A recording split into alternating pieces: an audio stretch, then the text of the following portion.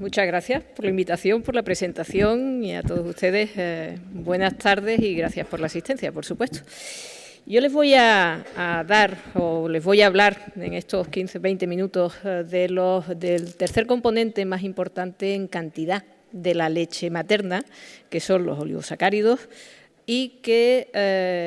la abreviatura que se utiliza a veces de ellos es la que corresponde a su nombre en inglés, los HMO. Ustedes saben que la leche materna, la leche de mujer, se fabrica en la glándula mamaria y se fabrica fundamentalmente, o sobre todo en la unidad funcional que es esta de aquí, el alvéolo mamario. El alvéolo mamario está compuesto por una capa de células epiteliales, la cara interna, y está rodeado por una red alveolar que lo que le permite es que le llegan todo el torrente sanguíneo a través del cual pues le llegan células del sistema inmunológico, le llegan inmunoglobulinas, le llegan bacterias propias del intestino de la madre, en ese eje intestino mamario, le llegan linfocitos, le llegan antígenos, proteínas que come la madre en su dieta. Todo eso va a formar parte de la leche materna, pero también le llevan nutrientes que incorpora la célula epitelial de ese alvéolo mamario, de esa glándula mamaria, y que los va a transformar y va a ser luego responsable de los componentes fundamentalmente grasos, de hidratos de carbono y gran parte del componente proteico de la leche materna. Yo solo les voy a hablar de una parte del componente de hidratos de carbono, del que corresponde a los oligosacáridos. Y como ya les he dicho, la síntesis de esos oligosacáridos ocurre dentro de la célula epitelial. A ella le llegan monosacáridos, fundamentalmente glucosa y galactosa, las incorpora y es dentro del aparato de Golgi de la célula epitelial donde se sintetizan. Nuestro organismo es capaz de sintetizarlo. Y lo primero, la primera etapa en la síntesis es la fabricación de la lactosa y a partir de ella la lactosa es el primer ladrillo, el primer bloque que se pone y a ese bloque se le van a ir añadiendo monosacáridos de tal manera que hay un proceso de elongación, se van a ir formando oligosacáridos cada vez de cadenas un poquito más largas. Si la adición de los monosacáridos son laterales, pues se va a ir ramificando y de manera paralela se le va a ir incorporando a esas cadenas de oligosacáridos pues fucosa o bien ácido siálico. Son algo que van en paralelo.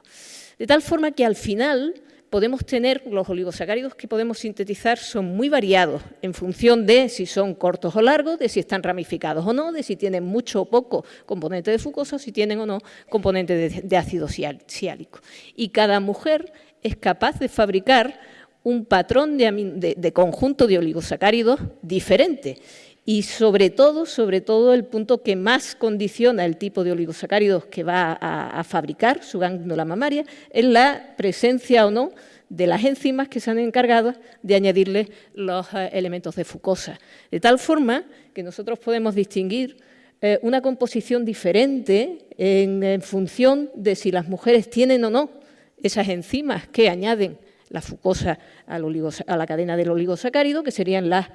mujeres que se denominan secretoras, que tienen esas enzimas, y que el perfil de sus aminoácidos, o de los oligosacáridos que están presentes en su leche, fundamentalmente son oligosacáridos ricos en fucosa. El más importante en abundancia es este de aquí, uno muy simple, que es el 2-fucosilactosa. Y son la inmensa mayoría de las mujeres de nuestro medio. Hay un 20, un 30% que no tienen esas enzimas que son capaces de ir añadiendo la fucosa al proceso de síntesis de oligosacáridos y, por supuesto, el perfil o el patrón de su leche materna no tiene esos oligosacáridos y lo que sí abunda más son oligosacáridos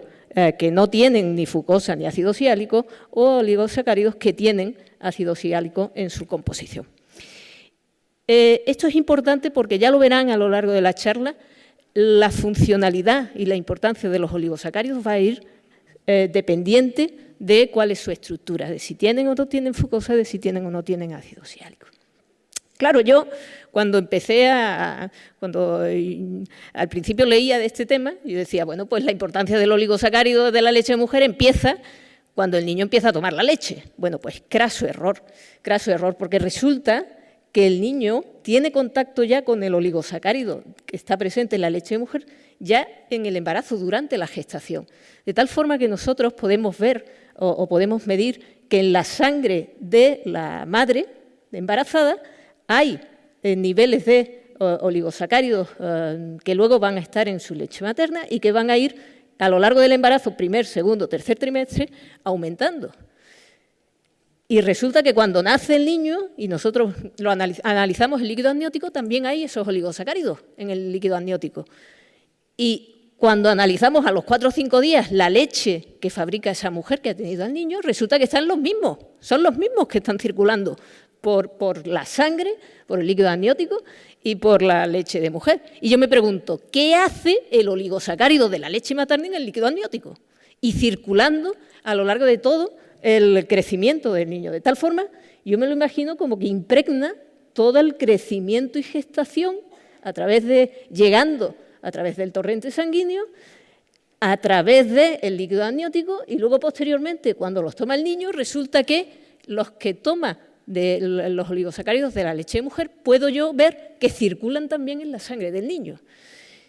A la pregunta de qué hacen esos oligosacáridos, yo no les puedo dar una respuesta, pero yo, que soy muy fantasiosa, que yo me imagino cosas, yo supongo que tendrán algo que ver con lo que realizan los oligosacáridos en general en nuestro organismo, porque los oligosacáridos, nuestra glándula mamaria la glándula mamaria de la mujer gestante los puede sintetizar, pero también hay otras células de nuestro organismo que son capaces de sintetizar esos oligosacáridos y están presentes en las membranas de las células y sobre todo hacen funciones de estabilización de la membrana, de estabilización de las proteínas, de señalización, son receptores que reciben señales y pueden ser emisores de señales de poner en marcha segundos mensajeros. O sea que probablemente los oligosacáridos que están en contacto con el feto y posteriormente en el niño que lacta, pues algo de estas funciones tengan que hacer, digo yo. Lo que sí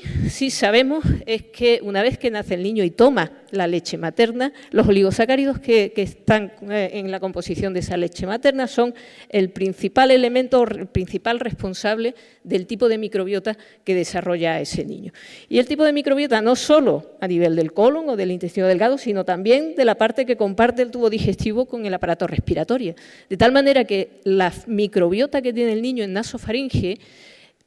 que corresponde también a microbiota de su aparato respiratorio, está en función de tomar o no oligosacáridos. Eso lleva una serie de consecuencias que yo no les voy a explicar porque el tipo de microbiota pues, va a incidir en una función de la misma diferente. Y esto ocurre porque, fíjense, nuestro organismo es capaz de sintetizar los oligosacáridos, pero nuestro tubo digestivo, tan complicado que es, no es capaz de digerirlos. Y resulta que cuando llegan a través del tubo digestivo, las bacterias sí son capaces, de tal forma que son los nutrientes para el crecimiento de esas bacterias. Pero a la vez pueden hacer el efecto contrario, es decir, favorecen el crecimiento de determinadas bacterias, pero también pueden inhibir ese crecimiento. De tal forma que, por ejemplo, un patógeno muy peculiar para el niño, para el lactante pequeñito, que es el estreptococo B, pues si nosotros le ponemos oligosacáridos que sean ricos en fucosa, que no tengan ácido siálico, pues el estreptococo le va a resultar muy difícil crecer. Sin embargo, si le ponemos solo los que son un ambiente muy rico en fucosa, va a crecer mucho. De tal forma que en función de la composición de los oligosacáridos que tenga la leche de esa mujer, va a poder interferir más en el crecimiento de algunos patógenos. Esta sería una función que nosotros conocemos desde hace ya tiempo de los oligosacáridos, pero yo creo que sería una función indirecta. Mucho más interesantes son las funciones directas que sabemos que tienen los oligosacáridos presentes en la leche de mujer. Esta es la primera que se conoció probablemente, que es la función de protección frente a infecciones. De tal forma que sabemos que los oligosacáridos, por su estructura, son capaces de bloquear los receptores de aquellos patógenos que se quieren adherir a la mucosa, colonizarla y posteriormente hacer la invasión y provocar la infección. Y pueden bloquear también el receptor al que se van a unir, de tal forma que interfieren en todo el proceso infeccioso. Eso está descrito para numerosos o para varios de los oligosacáridos y para bacterias y para virus. A mí es bonito, yo no digo que no, pero a mí me interesan mucho más otros efectos directos de esos oligosacáridos que también interfieren en la infección. Y este en particular me parece un efecto precioso, porque nos viene a explicar en un modelo animal que los oligosacáridos pueden disminuir la permeabilidad intestinal. Y esa disminución de la permeabilidad intestinal la pueden hacer aumentando la expresión de determinados genes de las células. Y el resultado de la mayor expresión de esos genes es que sintetizan más proteínas que hacen que estén más unidas las células epiteliales del epitelio intestinal. Esto quiere decir que el oligosacárido, cuando llega y entra en contacto con la célula epitelial, modifica su metabolismo de tal forma que es capaz de inducir la síntesis de proteínas que luego van a ser o le van a venir bien para la protección frente a infecciones, en este caso sería frente al rotavirus. Y además es capaz de inducir regulación en toda la cascada inflamatoria, de tal forma que cuando nosotros estimulamos el sistema inmunológico con un estímulo que puede ser el lipopolisacárido, algo que remede una infección, pues si hay oligosacáridos de la leche de mujer, secretan menos niveles de interleuquinas que de alguna forma potencian todo el daño inflamatorio, toda la lesión inflamatoria. Y ese efecto de modular o de atenuar la inflamación se consigue no con todos, sino solo con algunos oligosacáridos. Y eso viene a decirles o viene a demostrarnos lo que les he comentado anteriormente. Los efectos directos e indirectos probablemente de los oligosacáridos están en función de su estructura. No todos son iguales y con todos no voy a conseguir lo mismo. Ese efecto de modular la inflamación, que en esa diapositiva o en ese estudio sobre todo nos venía a referir de un modelo infeccioso, también lo podemos extrapolar hacia estímulos que provocan inflamación y que no son modelo de infección o que implican algo más. De tal forma que abre la posibilidad de que los oligosacáridos puedan interferir en el desarrollo de determinadas enfermedades sistémicas. El modelo o la enfermedad en la que más se ha estudiado ese potencial efecto beneficioso de los oligosacáridos es la enterocolitis necrotizante. Nosotros tenemos o hay un modelo de enterocolitis necrotizante, yo puedo experimental en animales, yo a un ratón le puedo provocar o puedo hacer que desarrolle una enterocolitis necrotizante, y si al ratón además lo alimento o le añado a su alimentación oligosacáridos de la leche, presentes en la leche de mujer, el grado de inflamación en el desarrollo de la enterocolitis es mucho menor que si se alimenta sin esos oligosacáridos. Y cuando en todos estos estudios, que hay muchísimos y que son preciosos, uno intenta buscar qué tipo de oligosacáridos son los que realmente hacen este efecto protector, pues nos encontramos que parecen indicar en los modelos animales que es este de aquí, un oligosacárido que les recuerdo que es uno de esos a los que se les ha añadido radical de ácido oxálico.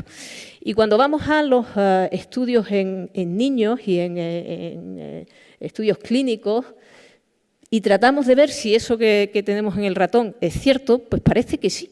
Y este grupo lo que trata de ver es la composición en cuanto a oligosacáridos de la leche que han recibido niños prematuros. Y mira a ver aquellos prematuros que han recibido la leche materna y han desarrollado enterocolitis y compara con aquellos que no lo han desarrollado. Y ve que aquellos que han desarrollado enterocolitis son los que tienen niveles más bajos de 2 oligosacáridos. Este de aquí es el que, ya les digo, se parece postularse como un oligosacárido que tiene cierta especificidad para yugular o para interferir toda la cascada inflamatoria que se pone en marcha en el proceso de enterocolitis necrotizante.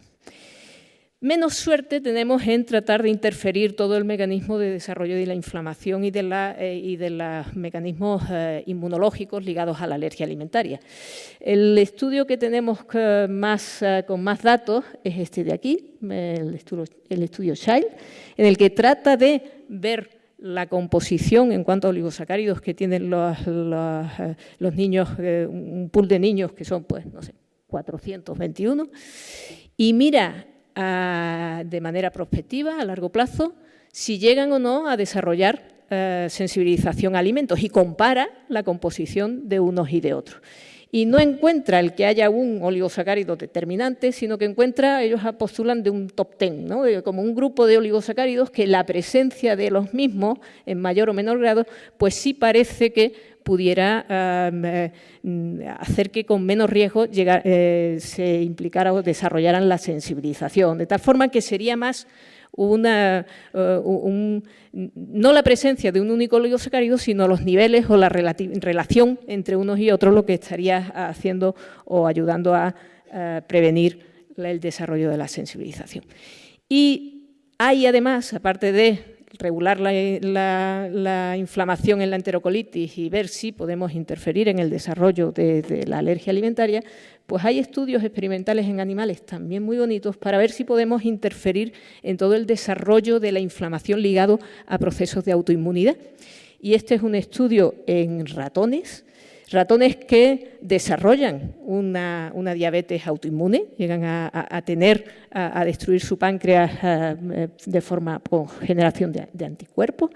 y a un grupo no le dan oligosacáridos y a otro sí en este periodo de intervención de entre 4 y 10. Pues a los ratones que reciben los oligosacáridos en este periodo de edad, pues el porcentaje que está libre de diabetes al cabo del tiempo es mucho mayor que no los que no lo reciben. O sea que algo de modulación de fenómeno inflamatorio debe de tener cuando reciben estos ratones los oligosacáridos. Y los autores lo relacionan no solo con el pool de oligosacáridos que reciben, sino además con los niveles de ácidos grasos de cadena corta que produce o que sintetiza la microbiota de los ratones. De tal forma que tendríamos un tercer papel aquí implicado. No solo el oligosacárido como tal, su estructura, no solo la relación entre oligosacáridos, sino además la relación que tiene los oligosacáridos con la microbiota que se forma en el intestino. Claro, ustedes dirán, esto es la panacea, esto a mí me interesa muchísimo, y me interesa muchísimo en relación a lo que ha dicho antes Marisa Vidal, que tenemos ahora una disponibilidad de 2 de esos oligosacáridos que están presentes en la leche de mujer, el que con más frecuencia o más abundante en las mujeres secretoras y otro que es el que no tiene ácido siálico ni tiene fucosas. Es uno muy simple también. Y claro, están aprobados para su uso y para suplementar. Se pueden suplementar las fórmulas infantiles con ellos. Y a uno le entra la curiosidad de decir, todo eso que les he dicho, que eso es la panacea, que eso es una maravilla, los oligosacáridos, ¿lo puedo conseguir con este tipo de fórmula? Bueno, pues tenemos algunos datos. Por ejemplo, puedo conseguir con ese tipo de fórmula, añadiéndole esos oligosacáridos, puedo conseguir una microbiota bastante parecida o mucho más parecida a la que tienen los lactantes alimentados con la leche de mujer. Y más que en cuanto a los perfiles de bacterias o de familias que hay, lo que me parece que es más importante es que consigo una funcionalidad o parámetros que me indican cómo funciona la microbiota más semejantes por los niveles de aminoácidos, de ácidos grasos de cadena corta o de pH o de lactato en las heces. Además, puedo con esas fórmulas